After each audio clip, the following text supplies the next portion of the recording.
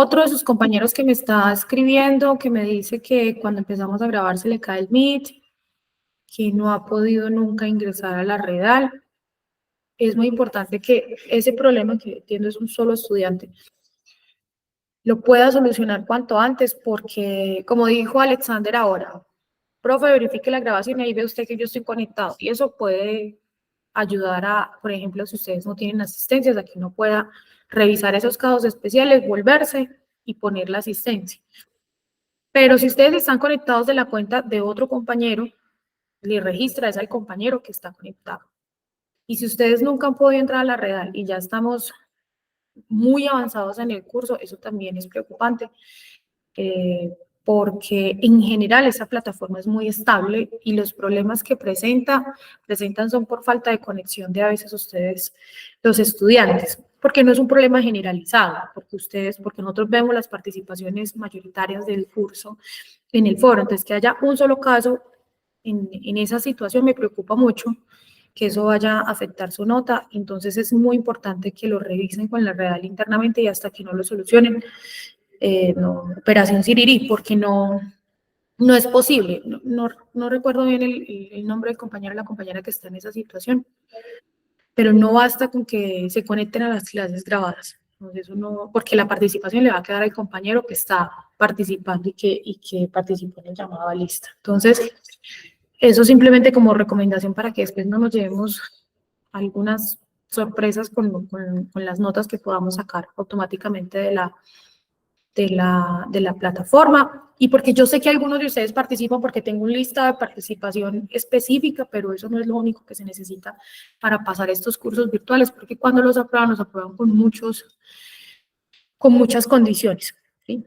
Entonces, bueno, la clase pasada terminamos hablando como de esos criterios que se necesitan para identificar dónde hay verdaderas relaciones laborales. Y yo les quedé debiendo a ustedes una presentación que me gustaría terminarla rápidamente para no quedarme y pasar al tema de interseccionalidad y salud y seguridad en el trabajo. Pero que de fondo para ustedes que son abogados me parece muy importante que ustedes puedan tener esa información. Un segundo, que abierto ya no me aparece.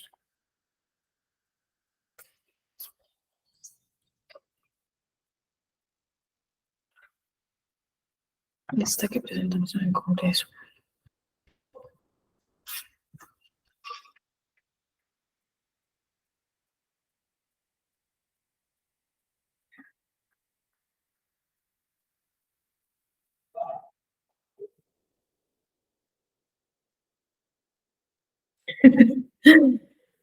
¿Quién es este que me mandó acá?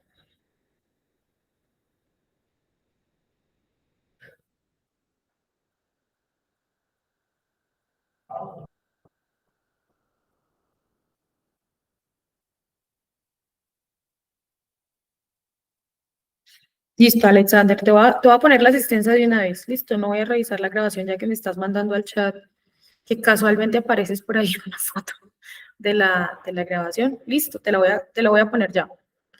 Listo, profe, ahí la veo. Ya estabas por allá mirando las fotos. Es que aquí estoy. Yo, bueno, listo.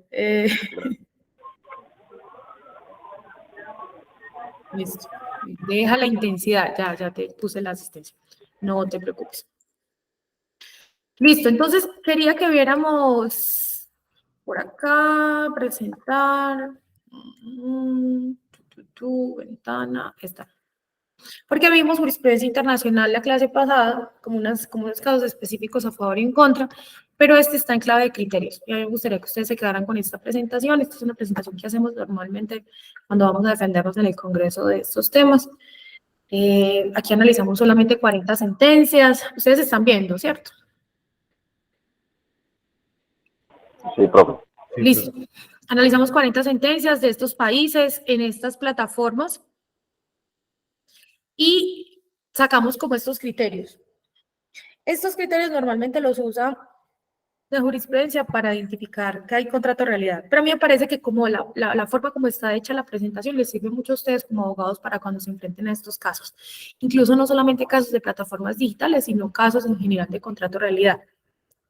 Y entonces estos elementos los analizamos: prestación personal del servicio, subordinación, remuneración, que son los típicos del contrato de trabajo, pero también la dependencia económica, que algo hablamos en la clase pasada, dependencia técnica, control por el objeto, injerencia de la plataforma en la toma de decisiones y en la contratación, ajenidad de los riesgos, propiedad de los medios o herramientas de labor, dedicarse al oficio de manera independiente, trabajar a nombre de la A, que tanto es, esto es un trabajo voluntario, principio de la realidad, habilidades especiales y presunción de laboralidad.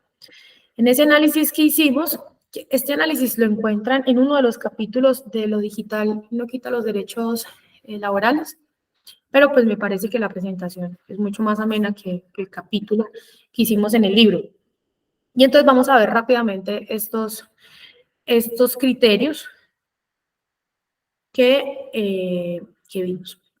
Entonces, lo primero es que en el análisis que hace la jurisprudencia sobre la prestación personal del servicio, siempre los jueces identificaron que había una prohibición de delegación. ¿Se acuerdan que hemos hablado de eso? De que la cuenta es para ese trabajador y no puede delegar en caso de ni en compañero, compañera, ni amigo, ni en nadie, porque si no, tan lo sanciona.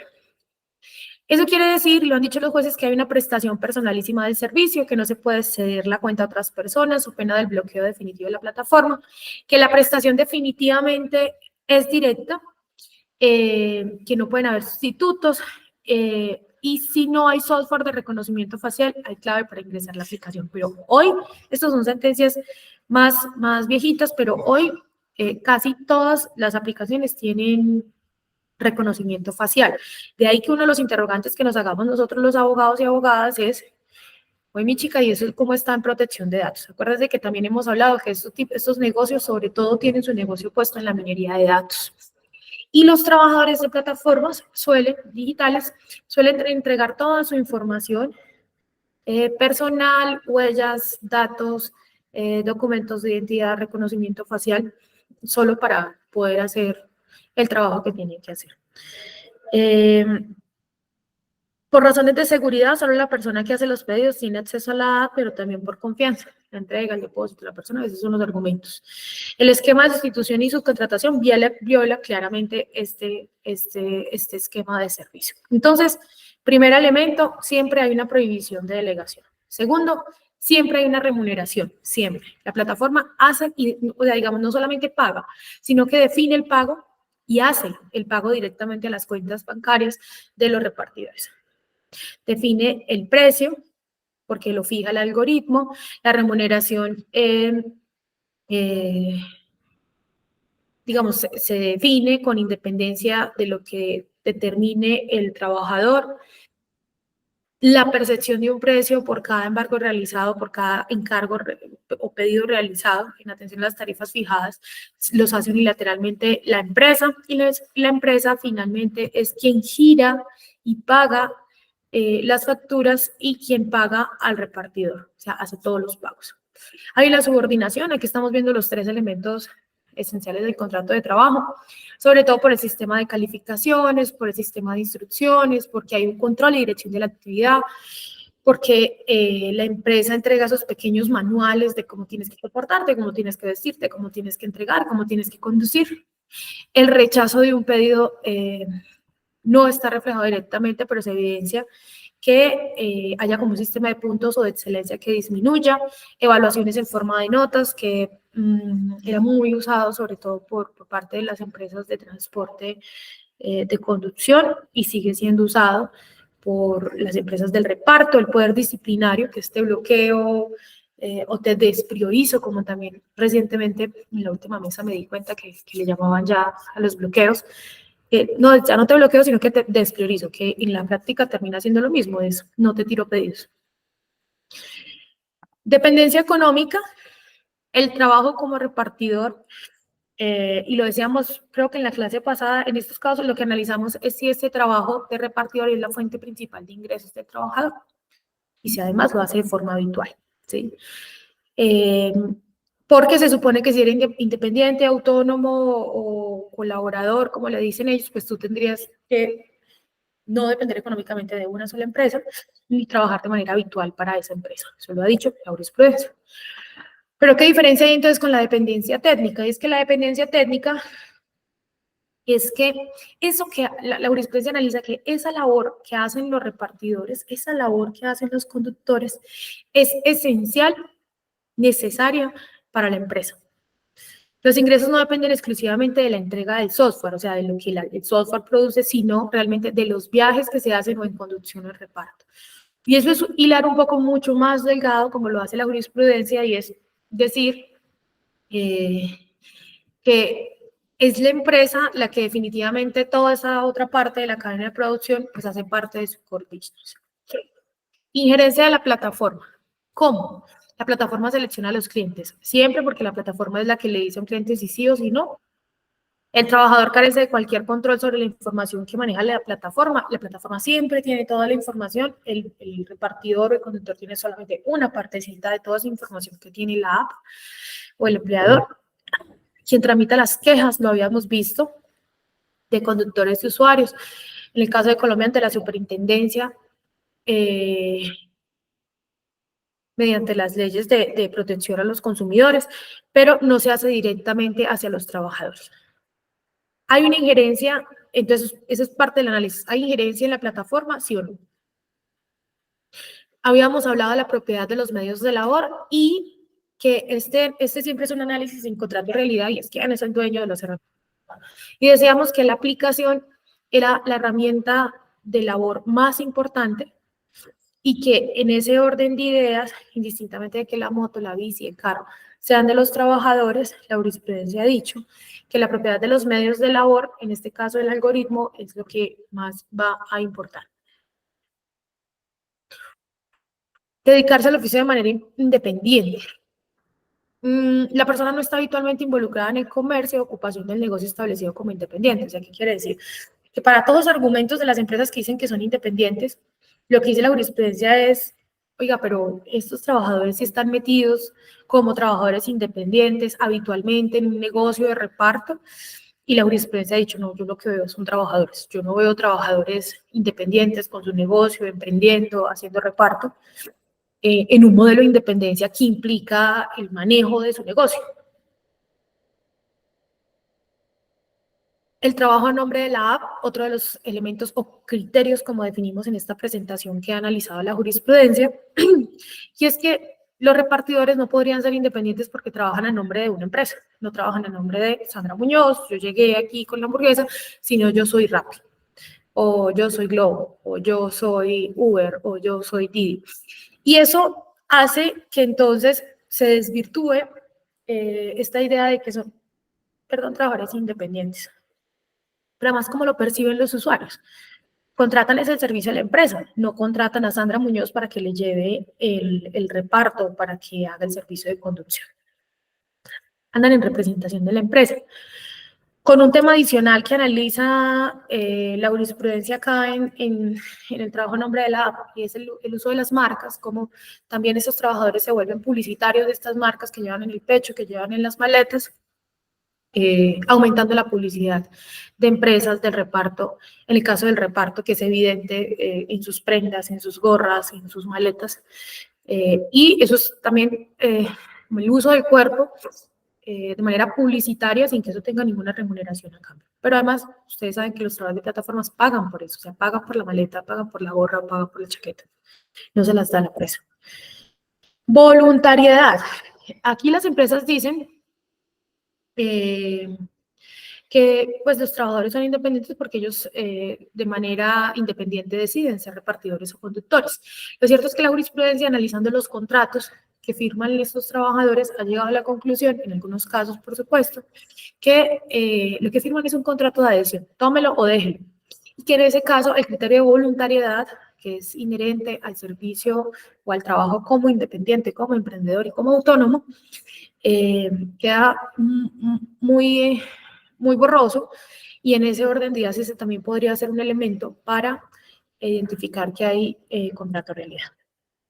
Principio de la realidad, que es todo lo que hemos visto, pero lo quisimos separar en uno específico, el de exclusividad, que el repartidor o conductor pueda trabajar en varias apps. Aquí los empleadores dicen, miren, ellos sí son independientes y son autónomos porque ellos con nosotros no firman contrato de exclusividad y pueden trabajar en cualquier app.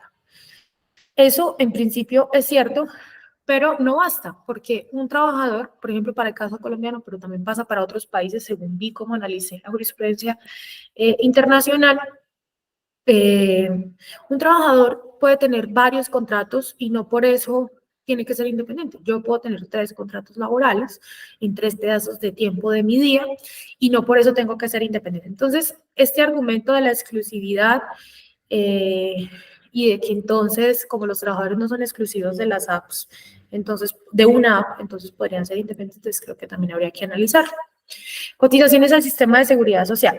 La exigencia de que el trabajador cotice la seguridad social o que adquiera seguros tampoco son elementos tradicionales característicos, porque en algunos países, que no es el caso de Colombia, en algunos países las aplicaciones le exigen a los trabajadores de manera consciente que deben estar afiliados a la seguridad social, que deben cotizar a la seguridad social, porque de lo contrario no pueden trabajar en la app. Esto para evitar todos los problemas que, por ejemplo, tenemos en Colombia, aunque aquí parecen importar, que están sin seguridad social, como lo vimos en las cifras pasadas. Pero entonces, ¿qué dicen los jueces en estos casos? Dicen, no, pues el hecho de que tengan cotización al sistema de seguridad social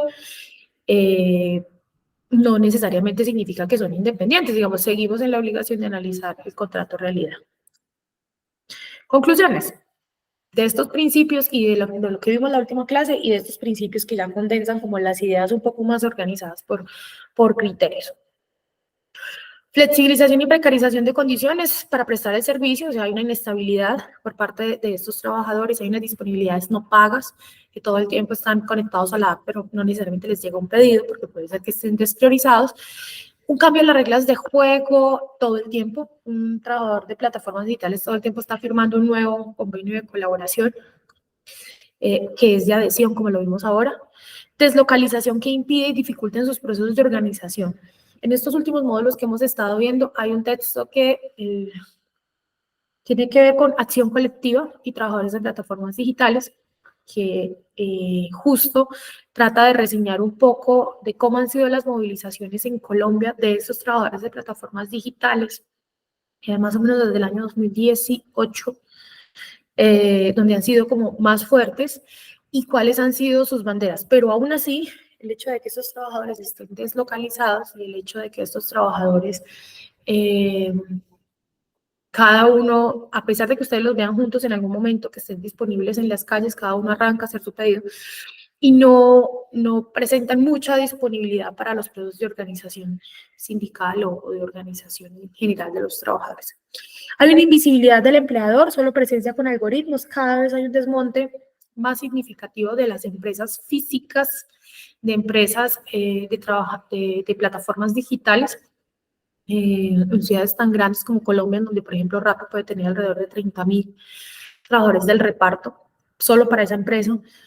Tenían varias empresas y ahora hay solo una. ¿Esto qué hace? Que invisibiliza, que esconde, que no deja ver al empleador. Todo es a través de la app, todo es a través de respuestas automáticas a través de la app, sin vías de resolución de conflictos, sin vías para el diálogo social, pero adicional a eso con una dificultad, y es que no ves la empresa. O sea, aparte de los repartidores, es una empresa invisible, que es lo que pasa con estas empresas de plataformas digitales, y lo que le critican otras empresas que sí tienen locación, que sí tienen staff, que sí tienen que pagar servicios, que sí tienen que tener propiedades físicas para poder ejercer. Y es que se ahorran un montón de plata y todos los riesgos los dejan a cargo de estos trabajadores que dicen no ser sus trabajadores que están en las calles. Esto sin contar lo que pasa con las devoluciones. Antes en Colombia existían las mismas empresas, por ejemplo, del reparto, tenían zonas dedicadas a las devoluciones. ¿Qué es esto? Es que hay un gran número de comida en el caso de reparto que se pierde porque el usuario no la recibió, porque el usuario se emberracó, porque el restaurante envió lo que no era. Y eso en la operación lo que genera es una devolución y el trabajador tiene que devolver el pedido a un punto al que Rappi le diga, por ejemplo, porque si no se lo cobran al trabajador. ¿Qué pasa hoy? Que todos los puntos de devolución, y esos puntos de devolución eran puntos donde la comida se perdía literalmente, se perdía. Rappi no era capaz de gestionar esa parte de la cadena, de qué hacer con las devoluciones. Y ahora hicieron unos convenios con fundaciones y entonces las fundaciones reciben la comida, pero entonces se vuelve orden, porque entonces las fundaciones dicen que la comida llega mordida y pues claro, un repartidor después de estar haciendo fila para hacer la devolución, luego de haber perdido el pedido, pues muchas veces no entregan el pedido completo. La empresa se queja, pero realmente nosotros, y se quejó en la última mesa que tuvimos la semana pasada, le dimos, pero finalmente es que el sistema de devoluciones tiene que volver al control de las empresas de plataformas, porque ustedes lo dejan en manos de una fundación y lo que hace la fundación es que la fundación no le notifica rápidamente a la empresa para que le quiten la deuda al trabajador. Entonces los trabajadores saben que llevan la mercancía para devoluciones, que generalmente es comida fungible, que se acaba, que se pierde, y no le quitan las deudas a los trabajadores. Entonces, ellos se quejan, pero realmente es que mire que ya usan hasta las fundaciones con entre comillas, de están haciendo una obra de caridad entregando la comida, pero realmente lo que están haciendo es que la entregan allá, pero si la fundación no tiene un buen sistema para recepcionar las devoluciones y comunicación con la empresa para bajar las deudas, pues los trabajadores se están quedando con las deudas, que es lo que nos dicen en las calles, a pesar de que entregan la comida en las fundaciones. Pero para que vean ustedes el entramado tan berraco que es una empresa de plataformas digitales y cómo logra como captar a todos los lados, ¿cierto? El ejercicio de la libertad sindical se concede solamente en la dimensión de asociación. Recordemos que el ejercicio de la libertad sindical es asociación, negociación y huelga, y aquí pues está clarísimo que se pueden asociar. Hay 5 sindicatos de plataformas digitales en el país, uno de ellos Unidad, que es el que yo asesoro, que es el más grande, el más antiguo, más representativo que tenemos en el país, pero los otros 5 también son sindicatos importantes y con los cuales trabajamos en la misma mesa, por lo menos en los mismos temas de incidencia. Pero es muy difícil, porque en este momento estamos sentados en una mesa de negociación, hemos tenido 2 meses de negociación, y ustedes dirán, ¿cómo así, profe? Pero esos no son 20 días, prorrogables por otros 20 días. Sí, pero la empresa dice que ellos no son propiamente una empresa, que tengan contrato laboral, que lo que están haciendo es un espacio de diálogo. No han querido partir del pliego de peticiones que les presentamos. Nosotros presentamos una querella ante el Ministerio de Trabajo por negativa a negociar, porque ellos no se sentaban a negociar. Y ellos piden que le retiremos la querella y nosotros les decimos, no se la retiramos porque ustedes dicen que esto no es propiamente una negociación colectiva porque no son trabajadores. Y ustedes tienen que saber, como laboralistas que son, que el derecho a la negociación colectiva está para todos los trabajadores indistintamente del vínculo. O sea, artículo 25 de la Constitución Política. El trabajo es uno, indistintamente si eres independiente, dependiente, colaborador, tienes derecho a la negociación colectiva. En Colombia eso no se excluye y en el mundo menos. El convenio 87 de la OIT establece el derecho a la negociación colectiva para todos. De hecho, los actores, por ejemplo, han negociado y no tienen contrato laboral. ¿Qué negociaron? Los horarios, porque ellos grababan en 15, 18, 20 horas para que por lo menos tuvieran máximo 10 horas de jornada de grabación. Los trabajadores informales negocian, o sea, claro que sí se puede la negociación colectiva, pero esta empresa es una empresa salvaje, digo yo, de otro mundo, que piensa que el derecho a la libertad sindical en la lista de negociación colectiva no aplica para ellos. Cero inspección, vigilancia y control por parte del Ministerio de Trabajo. El Ministerio de Trabajo hemos presentado desde hace ya más de un año una querella pidiéndole que por favor inspeccione el sector del reparto. Y claro, ellos están engorilados porque nuestros inspectores son unas personas que no les interesa mucho inspeccionar, y si no les interesa inspeccionar una empresa, se imaginarán ustedes cuando uno le dice venga inspeccione el sector de reparto, ¿cierto? Entonces van a decir, pero ¿dónde está la empresa? ¿Pero dónde están los trabajadores? ¿Pero qué tengo que ir a mirar? Y ustedes me van a decir, ay, profe, claro que hay derecho a la inspección. Convenio 81, 129 de la OIT establecen que la inspección es para todos. Ahora, el inspector no va a ir a declarar que son trabajadores, pero puede ir a ver cosas importantes como problemas de salud y seguridad en el trabajo, problemas de violencia, de acoso. Puede ir a ver, por ejemplo, si están en la seguridad social, porque igual es una obligación estar en la seguridad social, incluso con el gran cartel que tienen ellos de que son trabajadores independientes. Aún siendo independientes, todos esos trabajadores que tenemos en las calles deberían de estar en la seguridad social. Y vimos en las cifras que la mayoría están en el régimen subsidiado y los otros están desprotegidos. Aún siendo independientes, el Ministerio de Trabajo podría decir, oiga, empresa XY Rappi, hicimos una inspección y nos dimos cuenta que sus trabajadores no están en la seguridad social ni en ARL, y nos dimos cuenta que sus trabajadores tienen problemas de salud y seguridad en el trabajo, y nos dimos cuenta que hay problemas de violencia y acoso.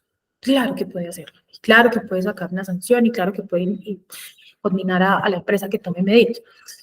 Pero cuando nos reunimos con los inspectores que tienen este caso, nos decían, bueno, Sandra, ¿y entonces dónde inspeccionamos? La única sede que Rappi tiene, porque ya quedó con una sola en Bogotá. ¿Qué vas a ir a mirar la sede de Rappi? La sede de Rappi no hay nada. Ni tan siquiera recibos a la seguridad social porque no hay contratos porque todo está en la app. No, tú tienes nada que ir a hacer a la sede Rappi. Tú tienes que ir a los puntos de concentración y las horas de concentración en donde están los trabajadores de plataformas digitales y aplicar los instrumentos que aplica un inspector. La entrevista, preguntas, llamar a interrogatorio de parte al representante legal de Rappi, a personas de soporte que te cuenten cómo funciona eso, por qué funciona, y emitir una sanción. Yo, como abogada laboralista, ya no le veo sino una fuerte falta de voluntad política al Ministerio de Trabajo para hacer eso. La querella lleva un año y todavía no han, pues hicieron la apertura del caso y dicen que van a hacer inspección, pero eso no lo dijeron hace casi un mes. Todavía no arranca. Pero para decirles que la inspección puede mover muchas cosas. En Chile, una decisión del Ministerio de Trabajo en un mismo caso como estos de reparto logró poner en alto la discusión de derechos laborales y de lo que pasaba con estas empresas de plataformas en la vida, la salud y la seguridad en el trabajo para estos trabajadores de plataformas digitales. Entonces, creo que es muy importante lo que se puede hacer desde el Ministerio de Trabajo si realmente lo hicieron. Y una nula protección, recuerden que nosotros tenemos un decreto del 1174 del 2020, que fue uno que se inventó Duque, para hablar de pisos de protección social, y eso con los pisos de protección social, aunque esto ya está desde una corriente nuestra, está derogado con una sentencia de la Corte, pero en la pila sigue existiendo la cotización a través del decreto 1174 del 2020, y lo que hace este decreto es decir que hay trabajadores que se pueden ir para el régimen subsidiado si trabajan tiempo parcial, y eso no lo podemos permitir en el país. Es una nota o una acotación que traigo ahí como al final de la presentación. Preguntas hasta ahí. Preguntas, comentarios, participaciones. ¿Algo que no les haya quedado claro? ¿O todo está muy claro? Profe, una pregunta. ¿Y cuando hay devoluciones, en últimas, quién es el que asume la pérdida de esas devoluciones, la plataforma o el trabajador? ¿Cómo es eso? Si la devolución logra quedar registrada en el modelo de fundaciones que se inventaron ahora, o sea, si la fundación de manera responsable registra y le dice rápido, Sandra Muñoz vino y hizo la devolución de la hamburguesa, me la bajan a mí, pero en principio el primer acto me la bajan, o sea, el primer acto de la plataforma es subirte la deuda. Lo que uno hace con la devolución es que se la quiten. Pero entonces es entendible, estas fundaciones sin ánimo de lucro se dedican, su objeto social es otro, ¿cierto? Entonces, ¿qué hacen las fundaciones? Reciben la comida, la regalan, pero no hacen ese trámite administrativo que es engorroso, que Rappi se lo dejó a cargo a la fundación, de comunicar y enlazar rápidamente con Rappi para que le quiten esa deuda al trabajador. Entonces, ¿qué hacen los trabajadores? Entonces, Rappi nos exige en la mesa y hablen con sus afiliados y díganles que dejen el desorden en las fundaciones, que no entreguen los pedidos comidos. Y entonces, ¿qué dicen en la mesa los trabajadores? Dice, sí, y usted dígale a sus fundaciones que sí nos quiten las deudas, porque el desorden nuestro es también la impotencia de que uno va a la fundación, entrega y no le bajan la deuda. Entonces, pues uno con hambre y después de estar haciendo fila en la fundación, pues no como la mitad de la hamburguesa, me como la mitad de los nachos y entrego y ya. Entonces, esa invisibilidad del empleador de asumir ese rol cuando realmente lo tiene, pues lleva a todos estos problemas. Entonces, muy difícil decirle a nosotros, a los trabajadores, pórtense bien, hagan todo bien en la fundación, cuando la fundación no es la encargada, además, ni la representante, ni tan siquiera en el enlace como Rappi, para poder garantizar que sí le bajen la deuda. ¿Sí? Entonces, nosotros nos comprometimos aquí, vamos a mejorar, obviamente, comportamiento, entre comillas, de los trabajadores, pero también entendemos que aquí hay una corresponsabilidad por parte de la empresa. Todos dicen que cuando estaba el centro de devoluciones de Rappi, que había varios centros de devoluciones, era mucho mejor.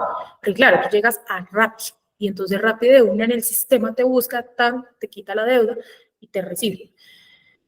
Que Rappi se embaló porque luego no sabía qué hacer con las bodegas llenas de comida pudriéndose, literal.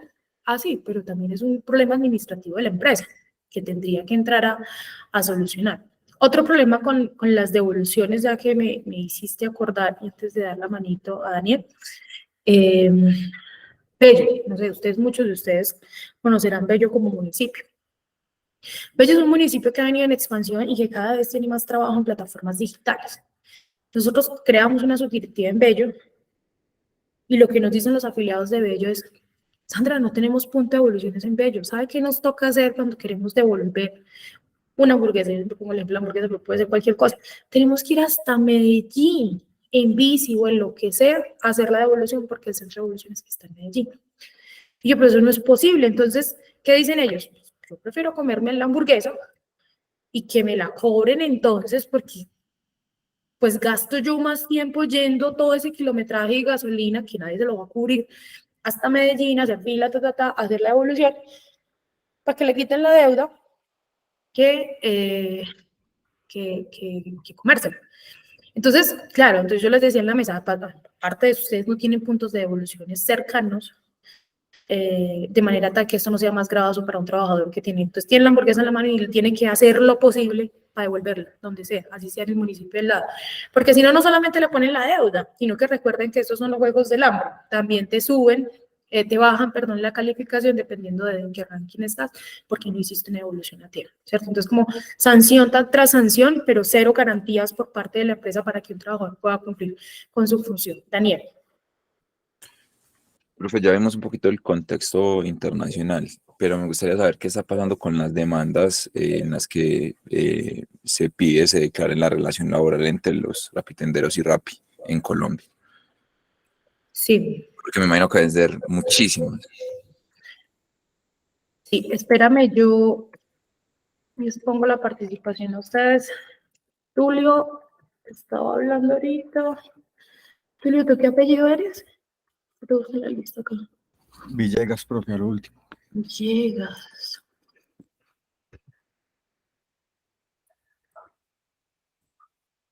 ¿Y tu nombre es? La última intervención. Daniel. Saldarriaga. ¿Oh? Daniel Alejandro Saldarriaga, profe. Saldarriaga, es que me encuentro más fácil con el apellido.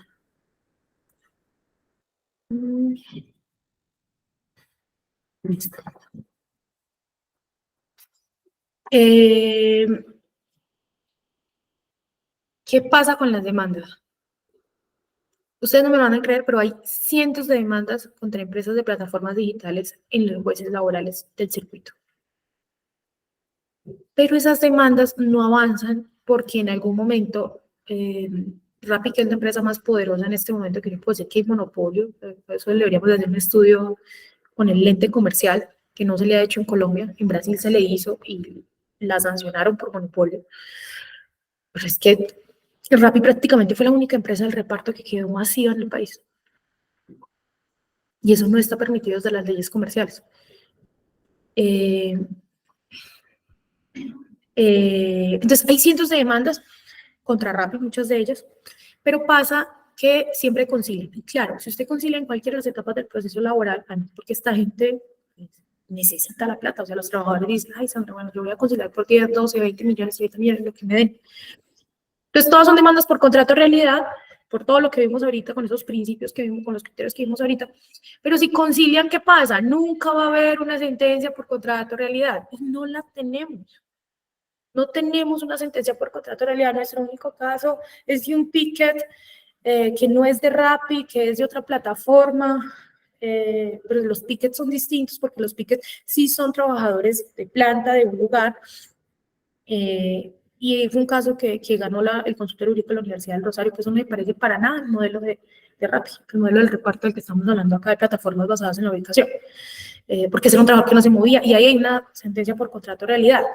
Bueno, no hicimos bulla pues con la sentencia y todo el cuento como diciendo que eso era un antecedente, pero el modelo de plataforma como modelo, que sí lo tiene Rappi, que lo tiene Globo, que lo tiene las plataformas de conducción, no hemos podido tener una sola sentencia en reparto. En conducción se mueve una acción bien interesante que me llama la atención, que es una acción civil que intenta buscar la reparación en los casos de... Es como una acción de grupo que busca la reparación de los trabajadores que están allí. Entonces hablan de contrato de realidad, pero no sería realmente una decisión por contrato de realidad, debe estar que sale 1 o 2 años. Y nosotros tenemos unos casos en corte, bueno, no en corte, sino con perspectiva de corte. Es que ustedes que son abogados saben que no se puede subir a la corte siempre. Eso requiere cuantía, ¿cierto? Entonces, hemos logrado encontrar 2 casos en donde creemos que la cuantía es tan alta que daría para llegar a un órgano de cierre como Corte Suprema, de manera tal que podamos tener un precedente no en circuito, sino que podamos tener incluso un precedente en altas cortes, como pasa en estos países. O sea, todas esas sentencias que vimos es porque en esos países sí pasó. Pero en Colombia no hemos podido ni tener tan siquiera una sentencia por contrato de realidad en circuito. O sea, que no suba a corte, pues que la cuantía no le dé para subir a corte, pero ahí no la hemos podido tener y no la tenemos porque Rappi sí tiene clarísima la política de pagar antes de que dejarse sancionar. Y con lo lenta que es la justicia en este país, no logra uno tener trabajadores comprometidos. Pues todos son comprometidos, pero muchos de ellos son sindicalistas nuestros que nos dicen, ay, no, o sea, yo quiero mucho al sindicato, pero yo necesito la plata. Yo no voy a esperar la sentencia por contrato de realidad. ¿Y tú qué le dices? Pues tú tampoco le estás arreglando la vida, entonces, pues yo lo que le digo es, hágale, pues reciba la plata. Y peor aún, cuando pasan estos casos de accidentes y muertes en calle, cuando están en las motos, que además es un problema que tenemos, porque Seguridad Vial registra todos los accidentes automovilísticos de motos, viales. Y cuando un trabajador de plataformas digitales muere, sea de conducción o sea de reparto, lo registran como un accidente normal, o sea, no lo registran como un accidente en medio de las funciones de trabajo. Eso también nos cierra a nosotros estadísticamente la puerta para poder decir, mira, además se nos están muriendo tantos que son específicamente repartidores, conductores, porque quedan registrados con accidentes o con muertes simplemente de un usuario normal de la vía pública, pero no de un trabajador o una trabajadora. Entonces, ustedes miran, es como si todo el sistema, todo estuviese de manera que no está dispuesto para poder identificar bien estos casos y para poder, porque en términos de seguridad vial, por ejemplo, cuando se muere un trabajador de plataformas digitales, ahí corre la empresa a ver quién se murió, a transar a la familia, generalmente son familias venezolanas, a repatriar el cuerpo, y lo hace la empresa. Pero eso queda, y uno le dice, pero venga, no, pero demande, pues que estos casos se pueden subir a corte, estos casos son graves. Y si nos declaran aquí un contrato de realidad, podemos hacer que las acreencias que les paguen más de lo que les dieron, 50 millones, o sea, eso vale mucho más, fue la vida de su esposo, de su hijo. No, dejemos así, que es que igual nosotros somos migrantes y no vamos a pelear contra esto, porque además no somos de este país. Entonces, todo parece estar a favor de este tipo de empresas de plataformas digitales. Y cuando digo todo parece, yo les mandé a ustedes el documento de la reforma laboral que se radicó el viernes.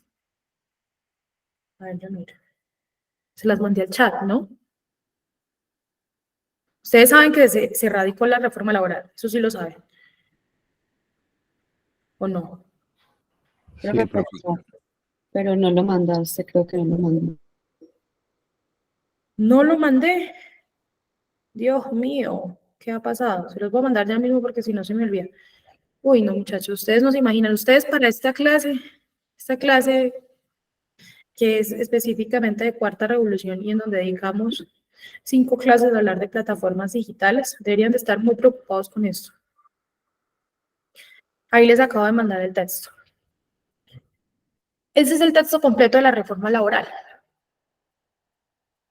¿Cómo es que esta llamada reforma laboral, distinta a la primera que se presentó en la legislatura pasada, trae el modelo chileno empeorado?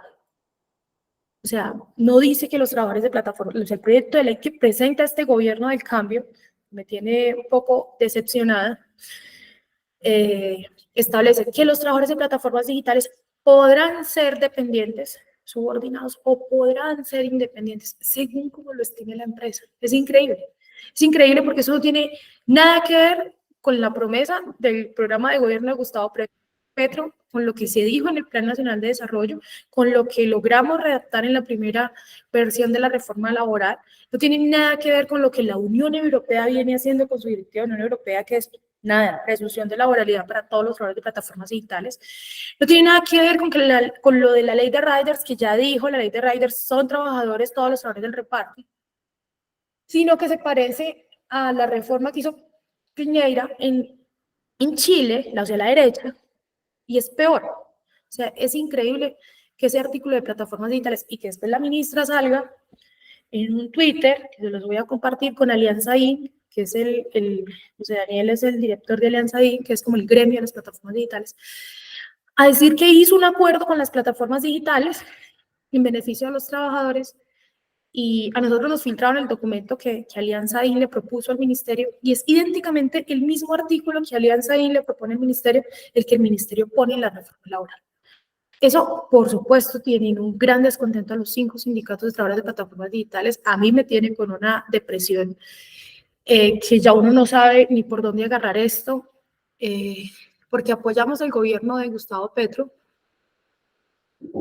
pero esto que pasó en la reforma laboral, específicamente en ese artículo, la reforma laboral tiene otros artículos buenos, pero digo específicamente en plataformas digitales, cuando ustedes vieron uno de los documentos que tenemos en la plataforma, que se llama Acción Colectiva, los trabajadores de plataformas digitales desde el año 2018, 19, 20, 21, 22, 23, llevan 6 años en la lucha, 6 años en las calles, 6 años muriéndose, 6 años accidentándose, 6 años diciendo que no tienen seguridad social, que están en el CISBEN y solamente un 30 y algo %. 6 años diciendo que son migrantes, que los discriminan, que tienen problemas de violencia en la calle. 6 años insistiendo en que todos los elementos que tienen son contrato de trabajo y que lo dice la jurisprudencia internacional. 6 años haciendo meetings, 6 años haciendo foros, sacando un libro, sacando cartillas, para que venga la ministra y diga que son trabajadores dependientes o independientes y que esto lo podrá definir la empresa. ¿Ustedes saben cuáles son las consecuencias de esto?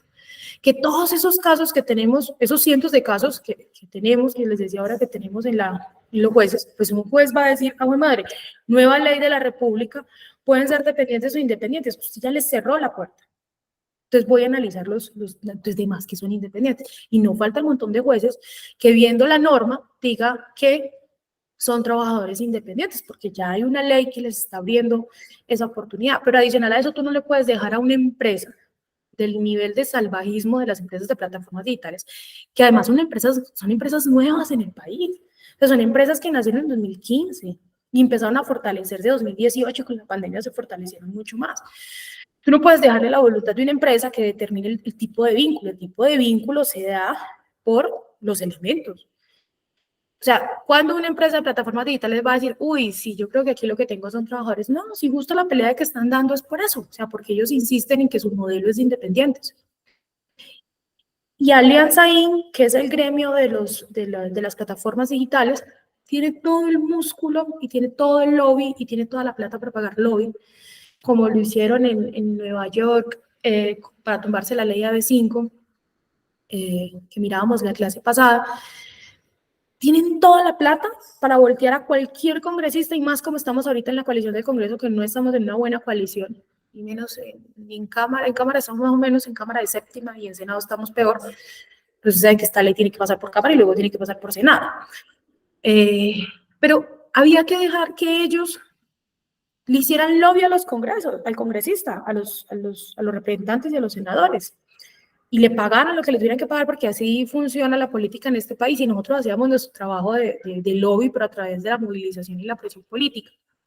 Pero ese artículo no podía salir desde el gobierno así, porque arrancamos en ceros, o sea, arrancamos perdiendo.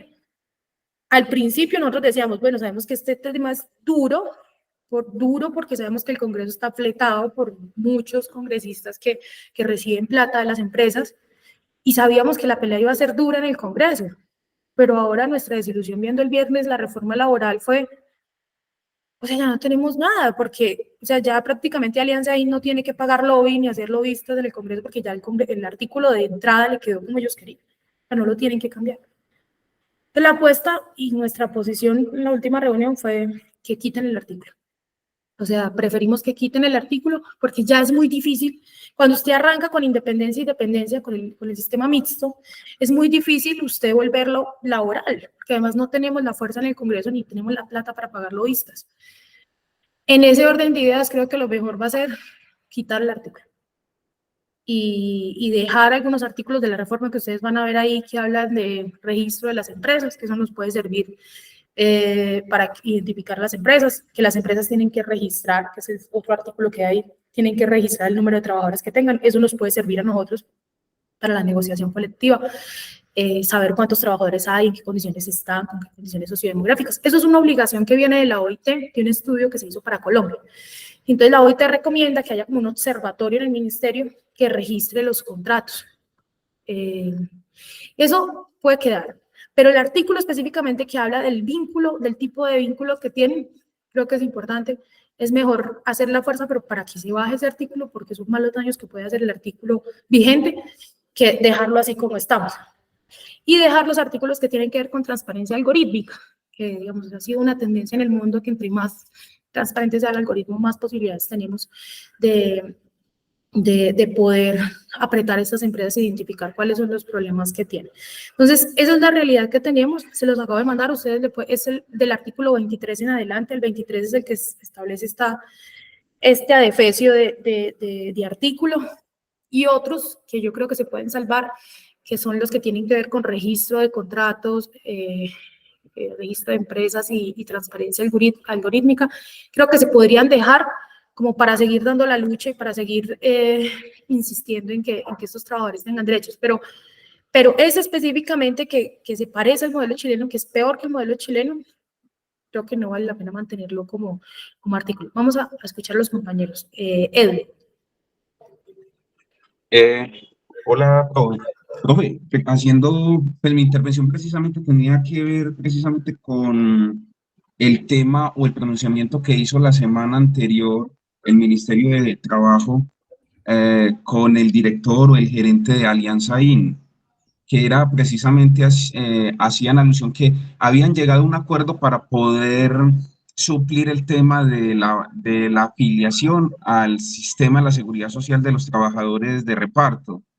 Pero cuando uno escuchaba la intervención de la ministra, casi que era una forma de poder regularizar el tema del contrato independiente con esas plataformas, porque decían que si bien era como una especie de llegar a un acuerdo para mirar a ver en qué forma se podían vincular o afiliar los trabajadores, ya sea de manera dependiente con las plataformas o a través de un supuesto contrato de trabajo independiente, lo que uno nota es que lo que realmente están buscando es poder blindar y poder vislumbrar un futuro. Precisamente esa desliga por completo al trabajador de un tipo de vínculo de relación laboral con las plataformas tecnológicas, porque hacían alusión de cómo era la forma en que estos trabajadores debían de ser afiliados al sistema de la seguridad social, incluso hacían alusión a que cómo era la forma de pago de esos aportes a la seguridad social, que era tipo asalariado, 40% trabajador, 60% plataformas digitales,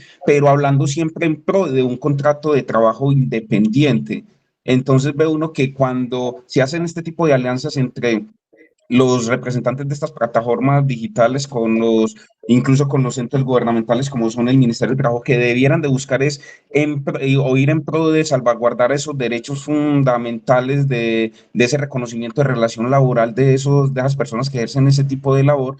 Lo que realmente se vislumbra es que existen ese tipo de alianzas entre el gobierno y los directivos de estas plataformas para poder seguir menoscabando y poder a futuro casi que legalizar casi que la imposibilidad de poder vislumbrar o poder ligar un contrato de trabajo de estas personas, porque incluso nota uno que lo que buscan con esto es que efectivamente entren unos aportes al sistema de la seguridad social, a los fondos que administran estos tipos de riesgos, salud, pensión, riesgos laborales, pero lo que se nota es que incluso el acuerdo va en torno a que estas entidades o estas plataformas digitales, a pesar de que existe un contrato independiente, tenga que rendirle o pasarle un reporte a, si no estoy mal, al encargado que fue la OGPP, el nombre del trabajador, horas semanales de trabajo, horas de conexión de acuerdo a eso para hacerle la liquidación. Es decir, lo que están buscando es que se genere unos recursos, unos ingresos que entren directamente a los fondos, pero menoscabando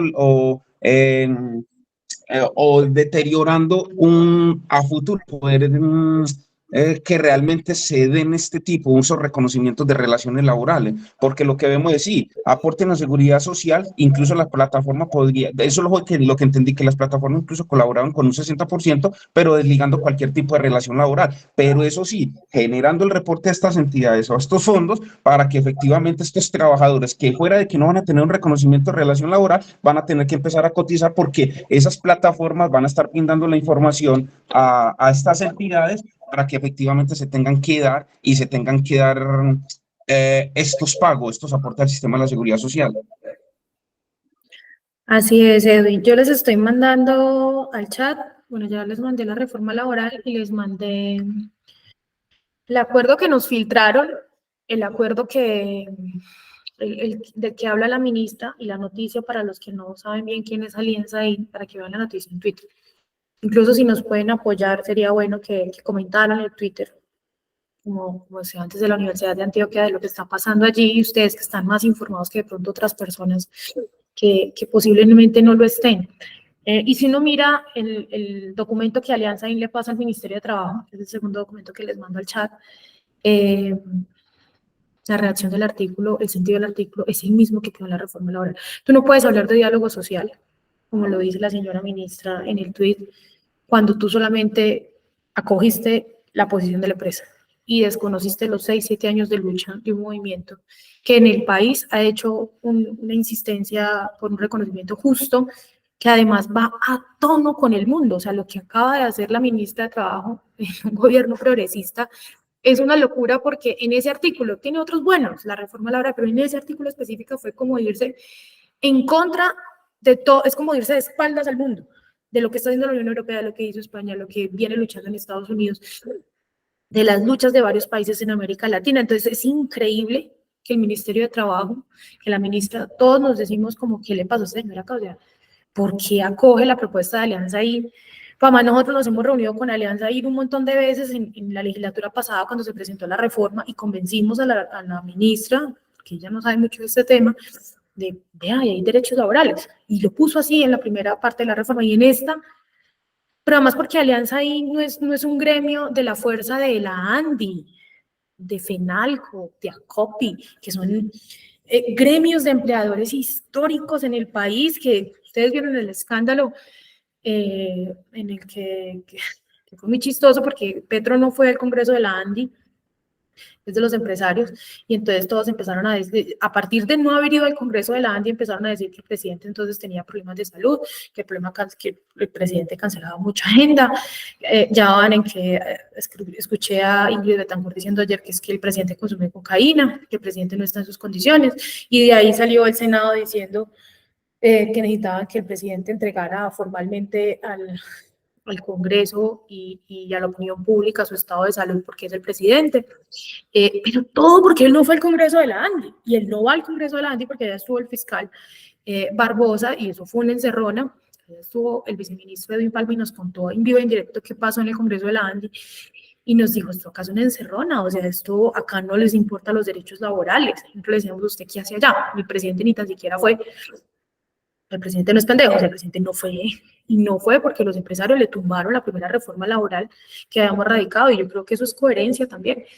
Pero bueno, la ANDI es la ANDI, ¿cierto? O sea, uno dice, bien, pero Alianza IN, está el que un poco Alianza IN es un gremio nuevo, es un gremio que afilia a estas nuevas empresas de plataformas digitales sin sede, pues, que no tienen una gran fuerza, por lo menos en la economía no se les ve una gran fuerza, que tampoco tienen tantos trabajadores. Entonces yo y mis compañeros nadie entienden el movimiento, qué pasa con ese artículo, qué fue lo que pasó de fondo. Pero sí, todo lo que tú dices es cierto, y y es muy preocupante además porque era como la oportunidad que tenían los trabajadores de plataformas en este gobierno, porque en otro gobierno eso no iba a pasar. Y con ese artículo, como les decía ahora, lo único que se les ocurre es quitar el artículo, porque no van a haber la suficiente fuerza, la suficiente correlación de fuerzas en el Congreso para poder devolverlo a que tenga derechos laborales. Juan Gonzalo.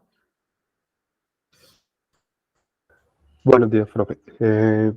Mi inquietud iba como dirigida si de pronto se ha analizado también como el fenómeno de la plataforma InDrive en clave de estos elementos pues, para declarar las relaciones laborales, porque a diferencia de Didi y Uber, pues digamos que la plataforma maneja unas dinámicas diferentes. Esa es la Podemos que ver uno le pone el precio, que uno le dice. exacto, y que el arrendador pues define si lo acepta o si contraoferta. Entonces, pues estaba analizando pues estos elementos, sobre todo en la parte de la voluntariedad, donde decimos que no hay negociación en las otras plataformas, pero vemos que en esta pues sí se materializa como ese criterio, porque digamos pues que Uber y Didi pues le asignan, digamos, un servicio al arrendador, él tiene más o menos 5 segundos para mirar para dónde va, cuánto le van a pagar y definir si acepta o no, y en caso de rechazar, pues digamos que esto le va generando pues un récord de tasa de aceptación y cancelación, mientras que en InDrive pues siempre está una lista disponible de los servicios que la gente está pidiendo, y no es que se le asigne a un solo conductor, sino que todos pues miran qué está pidiendo la gente y decide si toma ese servicio, o si contraoferta o no. Entonces digamos que ahí yo percibo pues al menos prima facie que sí podríamos estar hablando de que si hay en efecto una negociación, que no hay como tanta adhesión a diferencia de las otras dos plataformas de movilidad. Juan, eso que dices tú es importante porque me permite a mí incluir un tema y es, yo creo que este modelo de negocio sí podría funcionar de una manera más colaborativa, de una manera más solidaria, de una manera más popular o comunitaria. No sé a fondo cómo funciona InDrive, pero sí más o menos sé que el modelo es distinto. Habría que mirar los otros elementos. Como abogados laboralistas, ustedes saben que no solamente un solo de los criterios que acabamos de ver no determina qué relación laboral, pero sí varios, ¿cierto? Y yo, por ejemplo, pienso que el reparto también puede ser hecho mediante plataformas digitales sin necesidad de que se subordine, sin necesidad de que pase todo esto que pasa en medio de estas plataformas que hemos conversado en estas clases.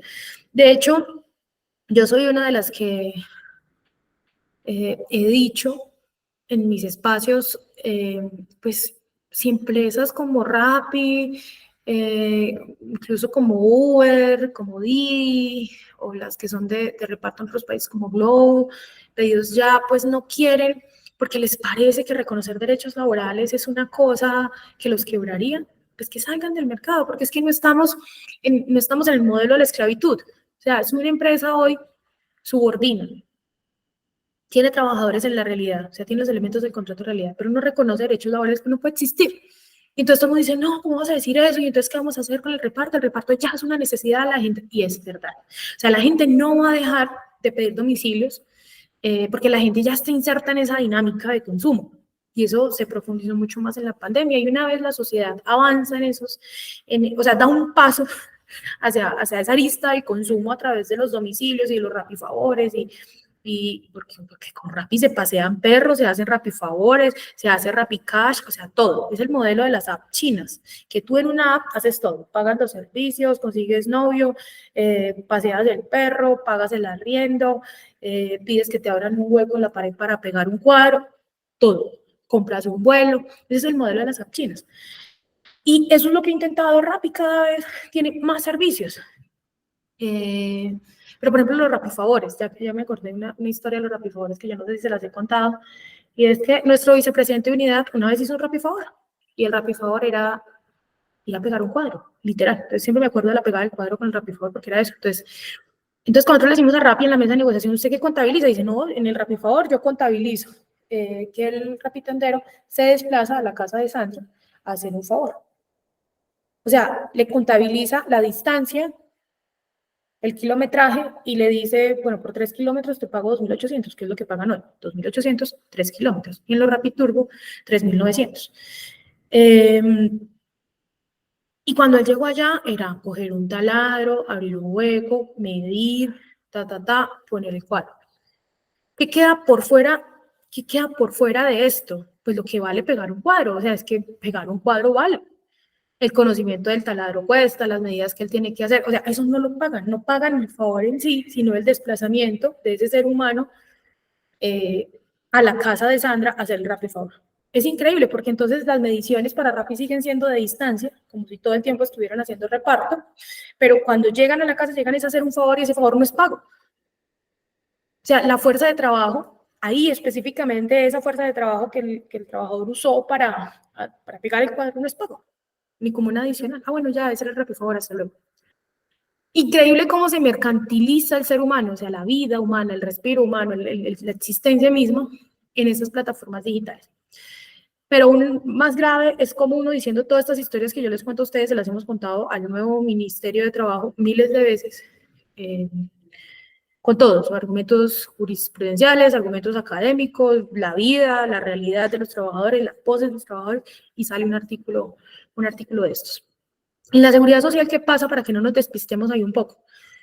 En la seguridad social, o sea, la forma como la ministra dice que esto ayudaría a que los trabajadores de plataformas digitales tengan seguridad social integral, porque es una realidad que hoy en día no la tienen. Pero esa no es la solución. Y yo se los dije cuando estábamos empezando esta clase. A través de la inspección laboral, y nosotros que somos laboralistas no nos podemos meter los dedos en la boca que necesitamos una ley para eso, eso necesita una ley.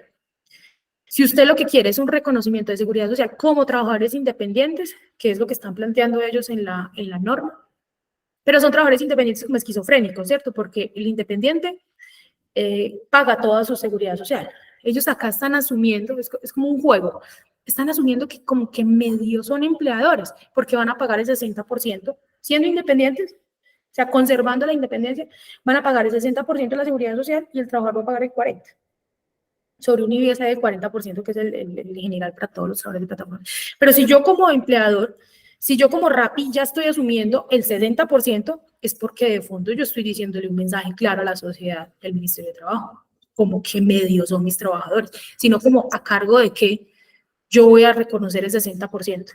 Es que eso es lo más berraco en esta discusión, o sea, que estamos en una sociedad que somos capaces de mentirnos, o sea, y de pasarnos por encima de lo que es el contrato realidad. ¿Y yo qué hago, pues? O sea, usted no puede decir que soy una empleadora media, ¿soy o no soy? Pero si usted ya asume como alianza ahí que es capaz de pagar el 60% de la seguridad social, pero no me toca el vínculo, porque es que si le tocan el vínculo de independiente se meten en otros cuentos, ¿cierto? Ellos no quieren que les toquen el vínculo porque eso es reconocimiento de gasolina, rodamiento, motos, el poder reconocer todo, o sea, ser además responsables de todo lo que tiene que ver con salud y seguridad del trabajo, con violencia, o sea, los mete pues en todo el mundo del trabajo. Entonces, ¿qué dice? Yo medio soy empleador, voy a pagar el 60% de la seguridad social. A mí ya con que me digan eso, yo fuera ministra de Trabajo, yo digo, no, pues usted está diciendo que asume el 60% es porque usted se considera medio empleador, entonces usted como que sí es empleador, ¿cierto? Y no necesita una norma, como la ministra lo cree, que además desde el punto de vista como que la señora no es muy buena laboralista, por lo menos no en esos temas. Y esto está quedando grabado. Joder, madre, pilas con la grabación. Pero es increíble cómo podemos pensar que necesitamos una norma para poder tener el pago de la seguridad social. No es cierto. Usted como Ministerio de Trabajo con dientes, parado, va, inspecciona y dice, ve, tenés todos tus 60.000 trabajadores que dice Rappi tener a nivel nacional, los tenés sin seguridad social, ¿qué vamos a hacer? Y Rappi va a decir, no son mis trabajadores, son independientes, sí, son independientes, pero para poder trabajando con usted tienen que tener la seguridad social, o así no es cuando ustedes los contratan como independientes. Ustedes hoy los dejan trabajar como independientes, pero ¿qué les dice el Estado para quienes estén trabajando como independientes? Me pagas la seguridad social y me la muestras, ¿cierto? Porque yo no te puedo tener acá sin seguridad social. Entonces, realmente, de fondo, ¿qué hay? Nada, falta de inspección. O sea, para tener seguridad social como independientes, como efectivamente van a quedar, lo único que necesita es un Ministerio de Trabajo que le diga, listo, bueno, son independientes, porque el Ministerio no puede declarar contrato de realidad. Eso es cierto. Eso solamente lo pueden hacer los jueces.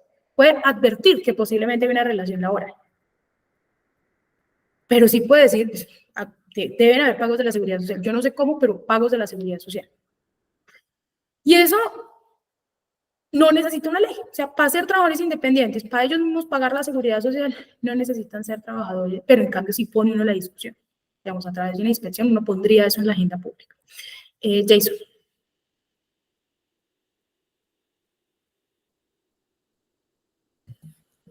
Profe, Sí. hago una pregunta.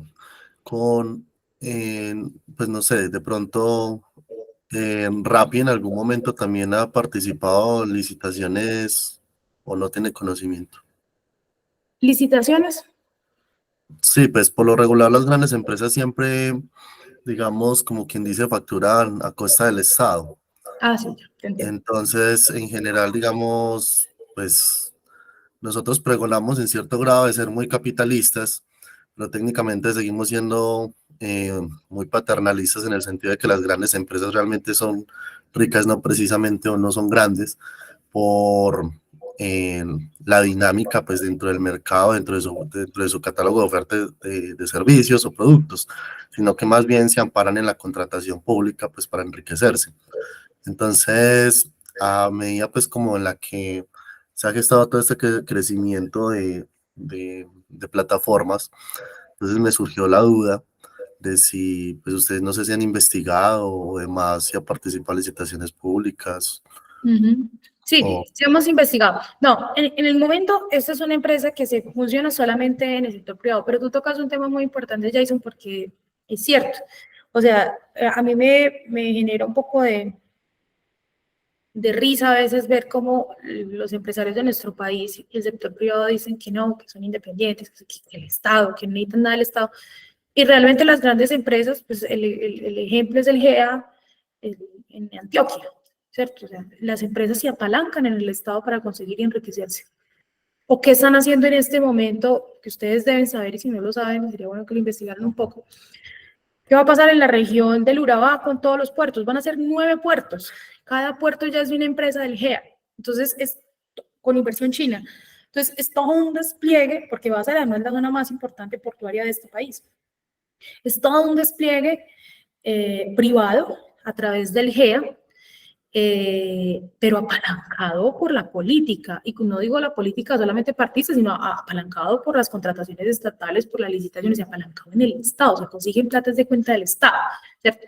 Pero cuando uno habla de política social, entonces ahí sí le dicen, no, es política asistencialista, es el paternalismo, no estamos en el estado de bienestar. Claro, pero cuando uno mira los grandes grupos económicos, entonces uno sí ve que todos ellos se apalancan es en contrataciones con el Estado. Rappi no lo ha hecho, pero me hiciste acordar algo de Jason con ese comentario, y es que yo soy de las que pienso, y con el comentario de Indra que hacía ahorita el compañero, que este trabajo de plataformas digitales del reparto hoy está supremamente precarizado, esclavizado, pero de una forma grosera que uno no creería que en pleno siglo XXI estuviese pasando esto, no solamente en Colombia, sino en el mundo. Yo creo que ese tipo de trabajos, a través de la idea que tiene el gobierno nacional sobre las alianzas público-populares y comunitarias, podría tener una salida. El reparto no tiene un valor agregado, y no es porque así lo llaman los economistas, un valor agregado es que cualquiera hace el reparto. O sea, eso no necesita mayor, nada, cualquier persona hace el reparto. Y si todos estos 100.000, 150.000 trabajadores del reparto pudiesen estar juntos, más bien con una app, además porque montar una app tampoco es que sea una cosa pues así que uno diga, wow, lo más genial y lo más difícil. No, una app, pero prestando el servicio público popular, o sea, una alianza público-popular en donde la gente organizada pueda prestar el servicio del reparto a través de una app que sea, ¿por qué no?, del Estado, y que con esa intervención pudiésemos tener realmente un trabajo más comunitario, un trabajo más solidario, pero con derechos, ¿cierto? Con derechos de bien pago, con seguridad social, con riesgos laborales, con vigilancia del mismo Estado, pero creo que nosotros no necesitamos una gran empresa llenándose de plata, llenándose de los datos, por algo en lo que no aporta sino un algoritmo. El resto, toda la fuerza de trabajo, la ponemos nosotros, la pone la sociedad, la pone Colombia, y las poblaciones venezolanas que tenemos ya viviendo en este país y que no se va a ir. O sea, David. Profe,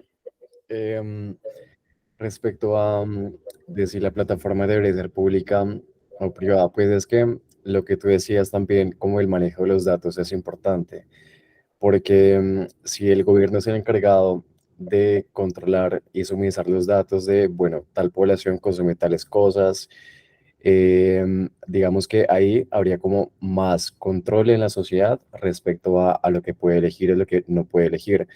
Por ejemplo, me imagino en el gobierno chino, por ejemplo, cómo ellos manejaron la pandemia y era porque ellos tenían como más control sobre la población, tenían una aplicación de, de control, por ejemplo, con quién se relacionaba, con quién, a dónde iba, entonces tenía como un control más intrusivo de la privacidad de las personas. Y no sé si en el caso de que si una app que sea pública, que maneje los datos de consumo de los consumidores sea benéfica o no. O sea, como en idea puede ser sonar bien, pero no sé si en la práctica también sea la mejor opción. Sí, no, yo creo que todo tiene riesgos, que lo tengan las empresas también es riesgoso, ¿cierto? O sea, las empresas no hacen nada distinto que también intercambiar datos con todo el mundo, incluido el Estado, ¿sí?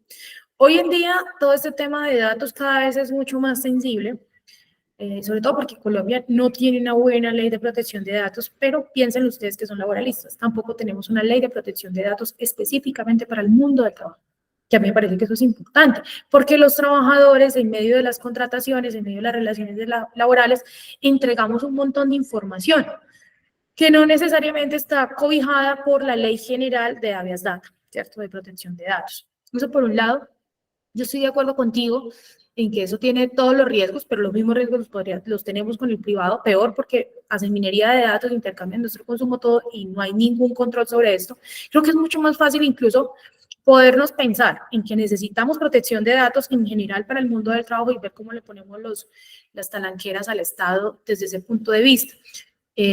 O en estas nuevas ondas que miren los artículos de transparencia algorítmica que están en la reforma laboral, que vienen de la Unión Europea. A mí me parece, eso fue lo único que nos dejaron además, a mí me parece, eso lo copiamos y lo pegamos prácticamente de la directiva de la Unión Europea, que es la discusión de la nueva ley en el Parlamento hoy. Allá, me parece que, por ejemplo, esa parte de transparencia del algoritmo, de que el algoritmo no discrimine, de la protección de datos, podría servirnos para avanzar. Pero yo lo que creo es que también hay un fetiche con pensar que esto solamente lo pueden hacer los privados. No, la gente también se puede organizar. Es más, nosotros al interior del sindicato, varios grupos como de trabajadores han dicho, Sandra, pero nosotros podemos crear una app. Es más, nosotros podemos prestar el servicio a través de WhatsApp. Una cosa así como sencilla. Y nos organizamos por zonas. Entonces no hacemos que en Chapinero y entonces solamente hacemos los repartos entre 1 y 2 kilómetros en bici, para hacer además más ecológicos, y no tenemos que estarnos atravesando toda la ciudad, y lo hacemos entre nosotros mismos. ¿Eso sería posible? Claro que sería posible, pero no cuando tú tienes un monopolio, un pulpo gigante, al cual no le puedes competir, al cual toda empresa, establecimiento, la señora que vende las empanadas, todo el mundo, la señora de las empanadas, saca las empanadas con Rappi. Entonces, muy berraco competir así. Empresas tan monopólicas como esa, porque arrancan del monopolio, y ya después de tener el monopolio es muy difícil competir los chiquitos, los que quieren organizarse, o incluso una alianza público-popular, ¿cierto? Son muchas discusiones de fondo con relación a estas empresas de plataformas digitales. Creo que me moriré, cada vez pierdo más la esperanza, creo que me moriré y no hemos avanzado mucho. A veces la gente me dice, sí hemos avanzado porque ya tenemos trabajos organizados y eso es un primer paso para cualquier lucha, pero es muy difícil enfrentarse a estas grandes empresas. Y increíble que sea más difícil enfrentarse o igual de difícil enfrentarse con este gobierno con el gobierno de Duque, porque nos está pasando exactamente lo mismo. Bueno, vamos a pasar a estos... Profe, una última pregunta. Sí. ¿Ustedes de pronto han analizado, pues no sé, la denominación en este caso, si sería como una especie de contrato de adhesión, pero para el colaborador o cuentas de participación que le da cuenta, pues en este caso, digamos, al rapitendero, pues como poniéndolo en contexto, el articulado de esos términos y condiciones. Y frente a ese articulado, ¿cómo distribuyen los beneficios? No, nunca nos ha dado la vida para hacer ese tipo de análisis. Por eso necesitamos que cada vez más de ustedes se sumen a la causa y puedan encontrar un espacio entre sus agendas para poder ver qué pasa con estos trabajos de plataformas. Sea desde el granito de arena que podamos aportar, sea que ustedes entiendan más la materia comercial, sea que ustedes tengan nuevas ideas en materia de, en una de las clases, uno de los estudiantes, no recuerdo si era en esta o en otra, me dejó pensando porque me decía, profe, y no hemos pensado que aquí hay intermediación laboral, sí, intermediación laboral ilegal, ¿cierto? Y yo me quedé pensando, porque puede que sí, ¿cierto? O sea, yo creo que todas las soluciones son válidas. Hasta ahora lo que hemos hecho es lo que yo les he presentado acá, como mantener en alto la movilización, la acción colectiva, hacer querellas, pedir inspección, iniciar una mesa de negociación, insistir en la reforma laboral, pedir el apoyo internacional, iniciar demandas judiciales, digamos, hacemos todas las estrategias de lo judicial, lo organizativo, la movilización, lo legal, pero por ejemplo yo sé que en todo lo que tiene que ver con lo comercial poco lo hemos explorado, y creo que nos faltan más manos para poder seguir trabajando en estos temas, la verdad, pero no lo hemos hecho, la verdad. Bueno, vamos a recordar un poco que ustedes en estos dos módulos tienen varios, si se quieren decir, instrumentos que pueden revisar. Tienen esta cartilla viene de otro curso, por eso no se confundan cuando digan módulo 2, módulo no sé qué, la tarea es esta, no importa, esa no es la tarea de ustedes. Simplemente aquí lo que quisimos que ustedes rescataran era el contenido, que pudieran acercarse un poco al concepto del enfoque de interseccionalidad de las trabajadoras de plataformas digitales. ¿Por qué es importante hablar de interseccionalidad en las plataformas digitales? Yo estoy aquí dando un repaso, pero ustedes lo tienen en la plataforma, para que porfa lo revisen si no lo han revisado, que era de la semana pasada, pero no importa. Y para que ustedes trataran de identificar algunas clases, género, clase, raza, nacionalidad, de generación, edad y otras identidades o diversidades sexogenéricas. Creo que la cartillita es sencilla, pero trae un ejemplo y trae como unos conceptos importantes para entender lo que implica la división sexual del trabajo, lo que ha sido en el mundo la división internacional del trabajo, y esto cómo ha llevado a la división racial del trabajo y por qué hablar de interseccionalidad es importante para nosotros. Yo les recomiendo, a mí hay una autora que me gusta mucho en términos de interseccionalidad, que es Hill Collins, Patricia Hill Collins, que yo creo que ella tiene un concepto de interseccionalidad sencillo, que nos permite dar enfoque fácilmente a lo que queremos hacer.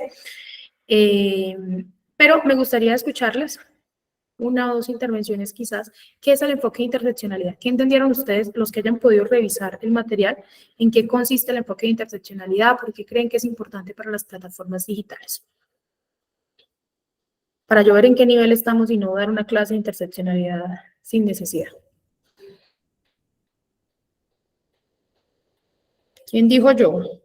¿Qué es eso de la interseccionalidad? ¿Revisaron la cartilla? Es la primera pregunta. Juliana. Profe, pues a ver, lo que entendí básicamente es que hay varias, por decirlo así, condiciones que atraviesan al individuo y que forman pues como esa identidad de la persona. Adicionalmente termina siendo determinante para la condición de esa misma persona.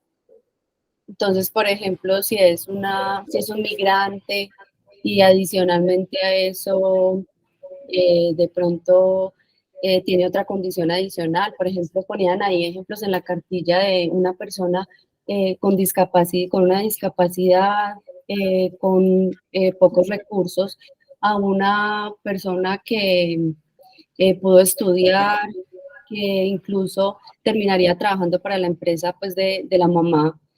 Entonces, que eso como que fija muchas condiciones. O sea, son muchas cosas que nos pueden determinar para la vida. Así es, Juliana.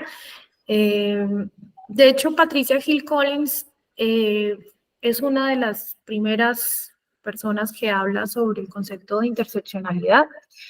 Y este concepto nos da elementos de análisis, por supuesto, desde condiciones sociológicas tanto macro como micro. Entonces, nos permite entender que en una misma persona pueden haber distintas o pueden estar confluyendo distintas formas de opresión que se interseccionan y que hay que analizarlas, no por separado, sino como un conjunto. Entonces, esto, por ejemplo, para las discusiones en el sindicalismo dice, no, esto es una discusión solamente de clase, ¿cierto? O de la lucha de clases, o de división de clases. Hay una burguesía y hay un proletariado. Las feministas, ¿qué le decimos al sindicalismo? Le decimos, no, pero venga, es que es distinto, digamos, tú eres, o sea, no todos somos trabajadores y no todos somos burguesía, sino que dentro de la clase trabajadora hay mujeres. Y eso hace que no solamente sea difícil por ser trabajadora, sino también ser difícil por ser mujer. Y si tú le combinas a eso que además esa mujer tiene una discapacidad o que esa mujer adicional es una mujer de una zona rural que también hace parte, o que es una mujer migrante, o que es una mujer joven, que por edad también son factores que pueden confluir como distintos factores de opresión y que hacen mucho más difícil que ser trabajador. Para el sindicalismo es muy difícil entenderlo porque dicen, no, esto es solamente lucha de clases. Nosotros decimos, no, esto es clase, raza, género, nacionalidad, edad, condición económica, porque también la situación económica, la condición económica de la persona influye, si eres urbana, si eres rural, si eres una persona con discapacidad, si eres afro, si eres indígena, si eres una diversidad sexogenérica. Entonces miren que ahí rápidamente nombré como 11, pero pueden ser más, que se interseccionan en una misma persona y que es necesario que este análisis, incluso la jurisprudencia ha avanzado muchísimo en esto, y es en términos de las lecturas de acceso a la justicia, de que debe hacerse un análisis interseccional y de género en cualquiera de las decisiones que tome la rama judicial. Esto hace parte de sus escuelas de formación. No es muy visible todavía en las decisiones, pero hay algunas decisiones que son tomadas desde un enfoque interseccional y de género. Yo que les pido a ustedes como abogadas laboralistas, que incluyan ese enfoque en sus casos. Cuando ustedes estén formulando una demanda, no simplemente digan, a la trabajadora no le pagaron las prestaciones sociales. No, a la trabajadora no le pagaron las prestaciones sociales y además es una madre joven, madre, cabeza de familia, mujer, rural, de esta condición económica, porque ahí es cuando ustedes empiezan a decirle al juez y empiezan a cambiar este paradigma de que todos somos iguales y no todos somos iguales, y empiezan ustedes a decir, este caso tiene que ser analizado con un lente más variopinto, que logre ver todas estas diferencias, cómo se interseccionan, porque no es solamente una persona a la que no le pagaron las prestaciones sociales, es una mujer, es joven, es madre, cabeza de familia, es soltera, es rural, y tiene una condición económica vulnerable. Eso ya le da unos elementos como juez y unidad. Entonces, esto no es solamente el análisis objetivo de no pago de prestaciones sociales, no, porque es que esa persona tiene unas intersecciones y su vida está interseccionada por un montón de opresiones que vale la pena tenerlo en los casos que ustedes hacen, pero también en los casos que fallan cuando sean jueces y juezas. Pero también cuando ustedes, por ejemplo, si van a trabajar en una ONG, hagan los informes de derechos humanos desde un enfoque interseccional y no solamente miren personas, miren qué se está interseccionando en esa persona de manera tal que ese análisis sea un análisis rico que no pierda de vista el resto de los elementos. Jason.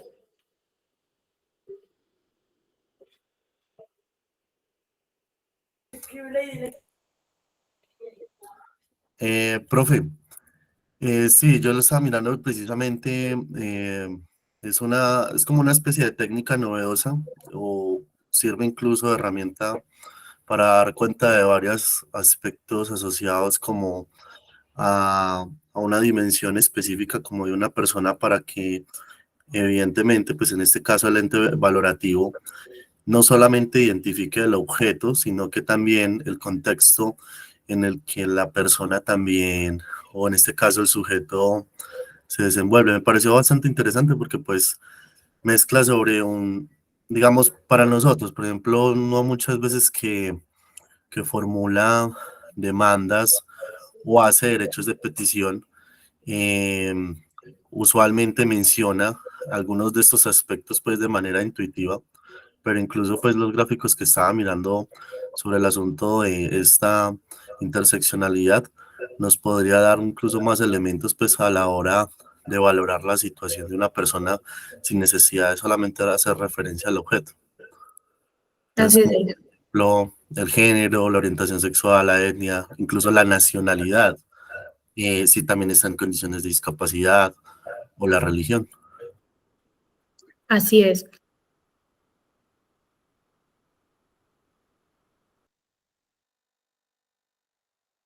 Me están pidiendo la sala, que hay reunión por acá. Sí, tal cual, o sea, realmente es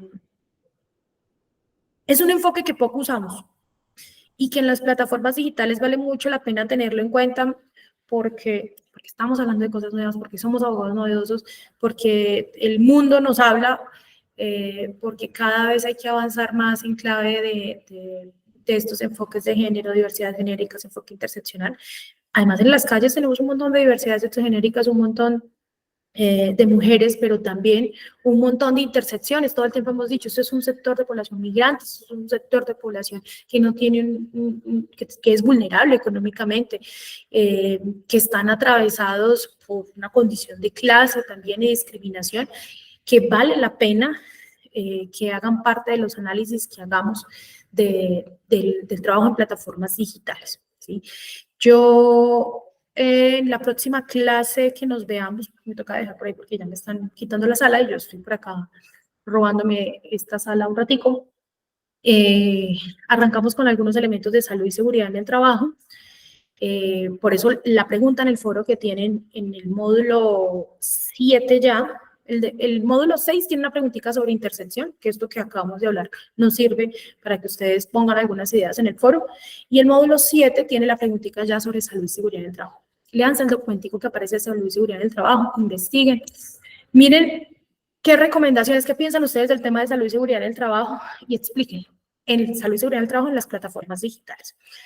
Módulo 6, módulo 7 y la próxima clase empezamos con salud y seguridad en el trabajo y terminamos ya con el último tema que tengamos. Entonces, por hoy podemos dejar así. Les agradezco muchísimo por su atención, por sus participaciones. Se les quiere un montón y nos vemos el próximo martes, que es nuestra última clase, a las 8 de la mañana. Chao. Gracias, profe. Feliz día. Chao, profe. Gracias. Feliz día para todos. Chao. No, profe, gracias. Chao.